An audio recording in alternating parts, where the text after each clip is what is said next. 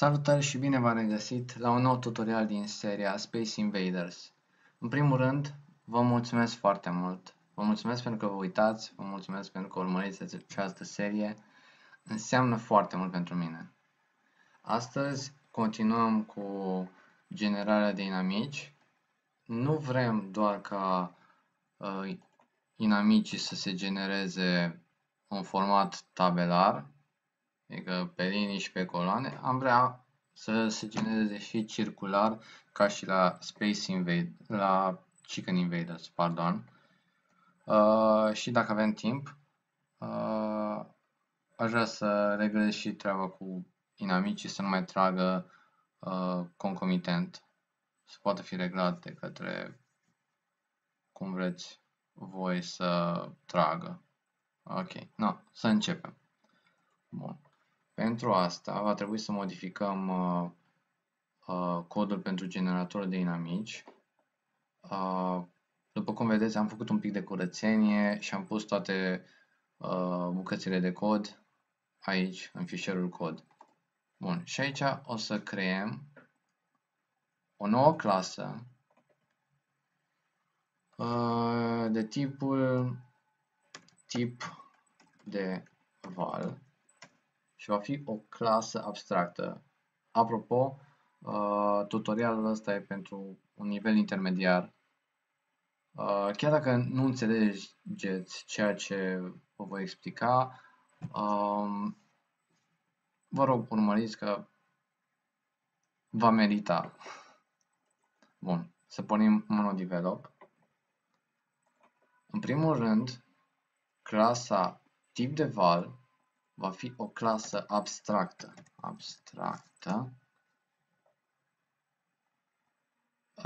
Ce înseamnă abstract? Înseamnă că este ceva ca o matriță pentru un model. Este doar modul cum se vor construi anumite obiecte. Și nu va fi de tipul monobehavior, va fi de tip scriptable object, adică nu va putea fi instanțiat, va fi ca un fel de bază de date. Bun. Pentru că e scriptable object, nu are nevoie de start și update. Bun. În clasa asta vom avea doar o funcție, public, să fac mai scris un pic. Bun, public, abstract, la fel, void, de tip generare. Și aici va primi ca și parametri GameObject, inamic, virgulă, și un transform de tip deținător. Bun. Așa. Și atât. Salvăm. Pe urmă, mai creăm o altă clasă care va fi tot scriptable object, dar care va moșteni de la tipul de val, pentru că vrem ca valul de tip tabelar și valul de tip circular să moștenească, adică să aibă ambele să fie ambele un tip de val. De aceea folosim clasa tip de val. Deci aici val tabel. Bun. Și aici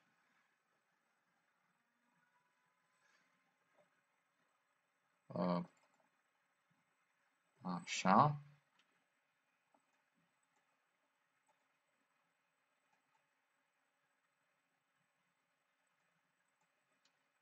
Aici va fi moștenește tipul de val și aici o să creăm create asset menu și menu name egal val tabel. Bun. Asta am rezolvat. Nu avem nevoie de start și update, la fel. Aici avem nevoie ca să supraîncărcăm, deci public override și supraîncărcăm funcția generare, adică suprascriem. Putem să ștergem asta. Bun. Și vom lua codul de la generatorul de inamici. Bun. Vom lua Ctrl X și vom lua liniile, coloanele, distanța. Vom pune aici. Putem să închidem tipul de val. Vom lua și asta. Ctrl X.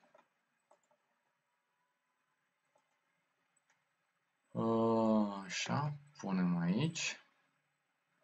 Înlocuim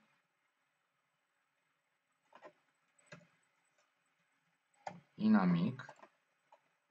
Bun. Ne ducem aici. Luăm asta, funcția asta. Adică bucata asta de cod, pardon. Ctrl X. Și acum punem aici. Și la fel aici.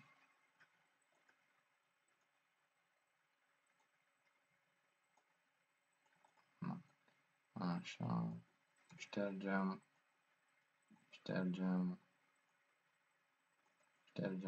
tot ce ține de listă valori. Ștergem.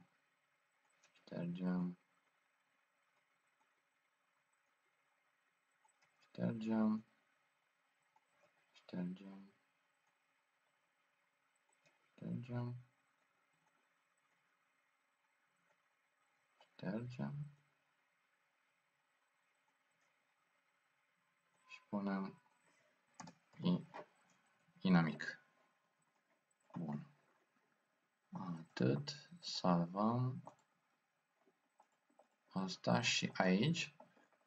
Trebuie să punem în loc de toate atributele respective, punem doar un public, tip de val. Bun. Și aici punem listă valuri pe poziția număr val, punct, val, deci valul acela din listă, îl generăm și punem luăm listă valuri, Ctrl-C, Ctrl-V, punct, Ctrl spațiu, obiect inamic, virgulă, deținător. Deci punem exact acest deținător. Bun. Și punct virgulă. Și salvăm toate. Și acum, să vedem, avem o eroare undeva. Da, am uitat să ștergem lista val de aici. Și acum salvăm toate. Bun. Acum, când nu avem nicio eroare, trebuie să creăm un obiect nou, tip val tabel. Și vedem că apare aici, acum. Și îl numim val tabel 1. Și punem să aibă 3 linii, 4 coloane, distanța 1.2. Bun. Și acum ne uităm la generatorul de inamici și avem nevoie de un obiect de tip de val. Și îl luăm pe asta de aici și îl punem aici. Și teoretic, dacă am făcut bine, trebuie să ni se genereze. Și ni se generează. Bun. Și treaba asta se poate extinde foarte mult. Deci dacă vrem să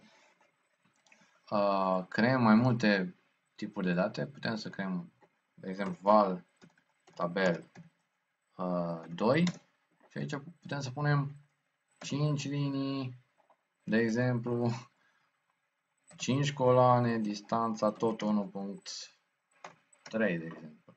Și în loc de primul, punem al doilea. Și dacă facem, se generează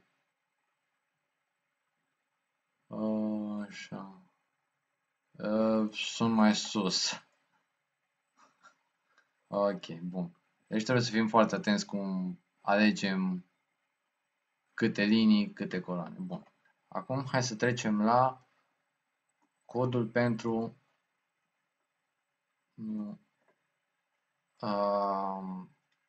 val circular. Valul circular se va asemăna foarte mult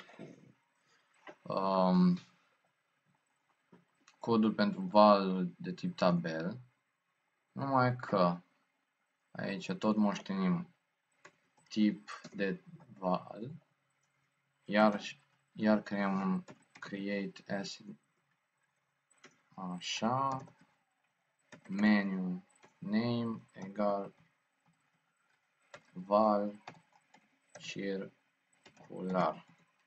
Bun, așa. Aici iar trebuie să implementăm funcția override generare.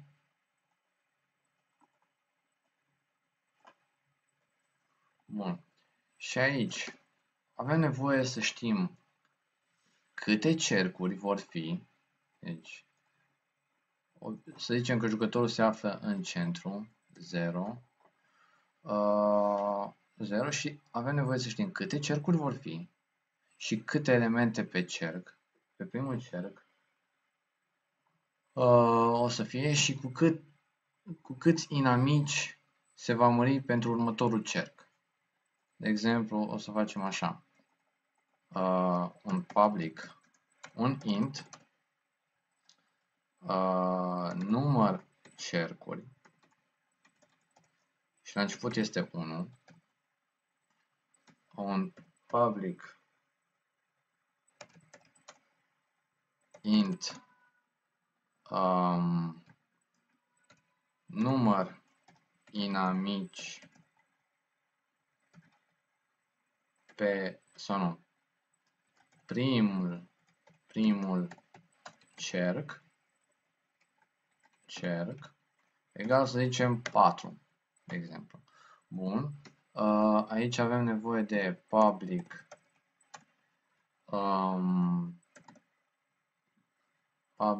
int, tot un număr întreg, inamici adăugați per cerc.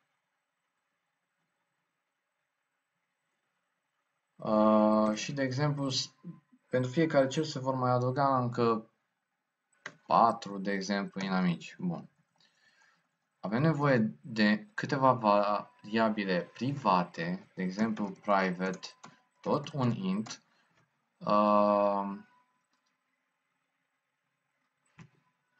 asta să văd un pic, cerc actual. Bun, și teoretic ar trebui să facem așa.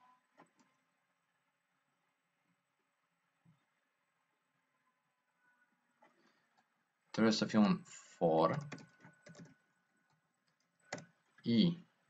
un int i egal 0, i mai mic decât număr cercuri,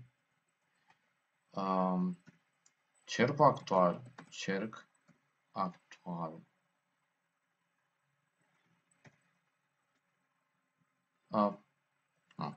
facem așa. Deci i mai mic decât numărul de cercuri, i se incrementează, bun. Pe urmă, avem nevoie ca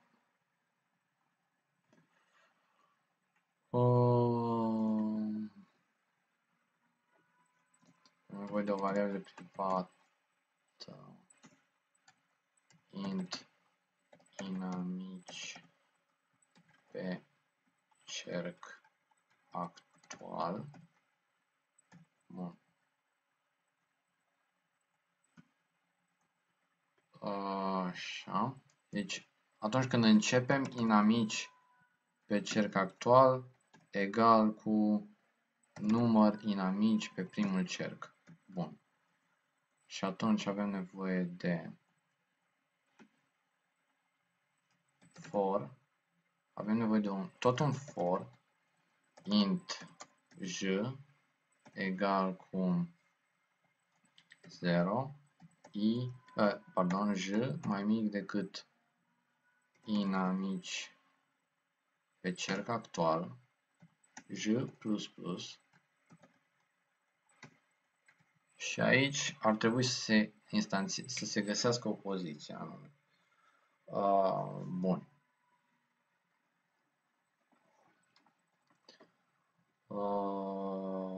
Bun.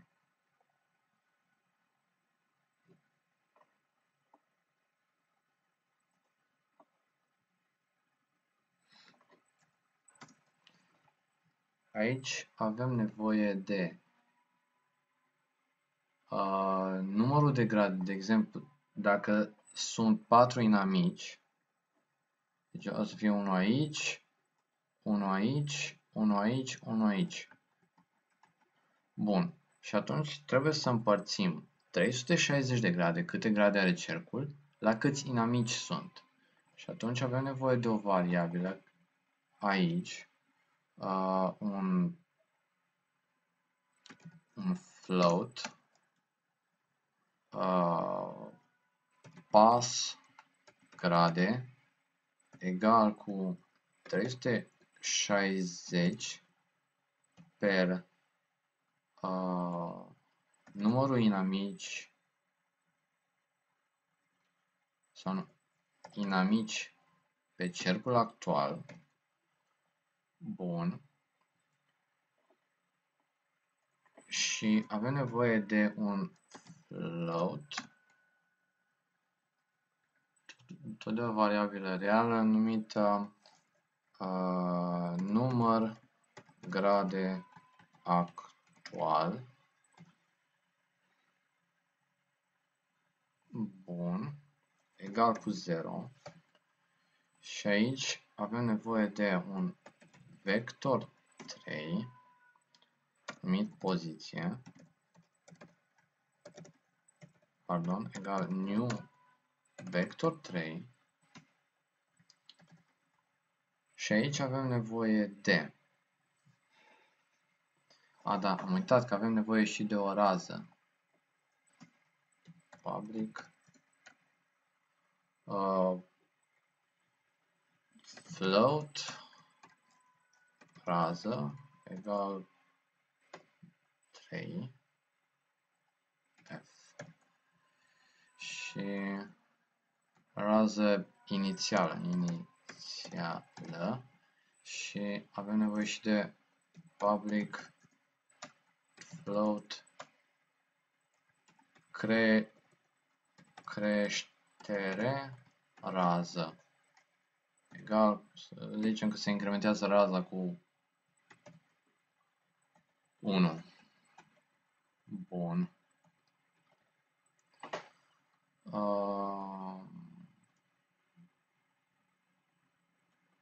Așa. Sau nu rază inițială, rază primul cerc. Așa. Deci aici avem nevoie de exprimarea în cosinus și în sinus a unghiului actual. Deci, avem așa. matf.cosinus, prima dată cosinus, de matf și avem nevoie de acele grade, cum le știm noi, de la 0 până la 360, să le convertim în radiani. Deci aici matf.degree to radians, adică convertim din grade în radiani, ori numărul grade actual, pe urmă înmulțim cu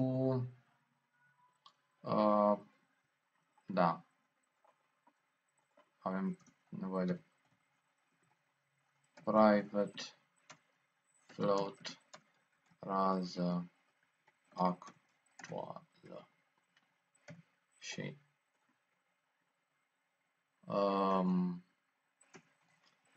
punem deocamdată rază actuală egal rază primul cerc. Bun. Așa, ori rază actuală, virgulă, toată treaba asta,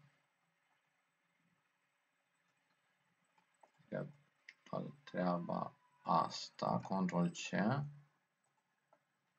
Ctrl-V, numai că în loc de cosinus punem sinus. Bun. Și aici putem să spunem 0, F. Și am rezolvat. Bun. Și aici avem nevoie ca și la... Avem nevoie de un... Putem să luăm asta. Ctrl-C. Putem aici Ctrl-V. Bun. Un pic să micșorez. Ca să pot să văd. Așa. Și aici, după ce am instanțat, trebuie să mărim numărul de grade actual se adună cu pas grade. Bun.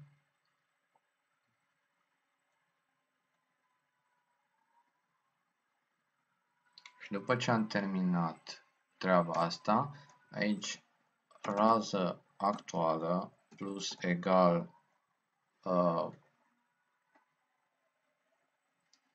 creștere rază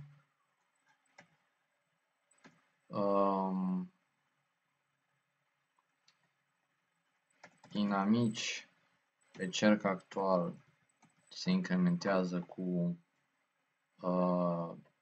inamici adăugați pe cerc.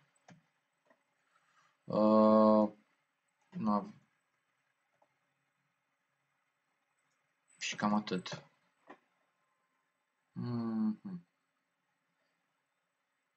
Deci, cam atât ar trebui să fie. Ne interesează. Bun, salvăm. Și haideți să vedem ce se întâmplă dacă facem treaba asta. Am salvat. Și dacă facem creare, putem să facem un val circular. Val circular 1. Și dacă îl punem aici și încercăm acum. Da. Creează. Deci creează un val. Și dacă vrem să mărim să fie 2, să fie două cercuri,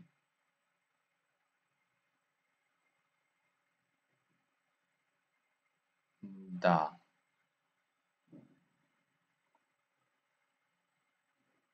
Bun, aici trebuie lucrat cu creșterea razei, să zicem 2 sau 2.5, de exemplu. Și acum vedem ce se întâmplă. Da. Deci trebuie să avem grijă cu cum incrementăm raza.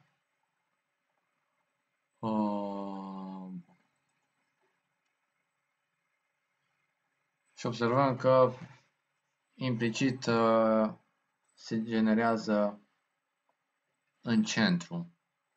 Și dacă punem rază primul cer să fie, să zicem, 5, e în regulă. Bun, dacă vrem să facem să fie 5 inamici pe primul cerc,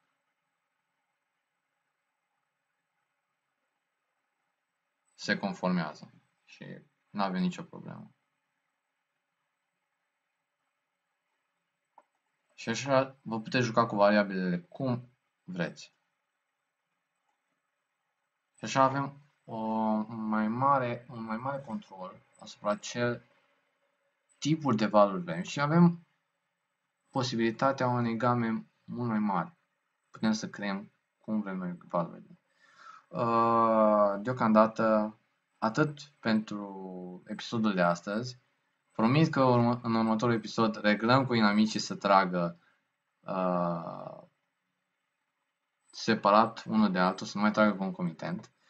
Dacă v-a plăcut videoclipul, nu uitați să spuneți părerea în comentarii, un like, un subscribe dacă v-a plăcut și nu uitați să dați mai departe. Ajută foarte mult și nu uitați, creați, inspirați și dați mai departe. Împărtășiți cu ceilalți. Pe data viitoare!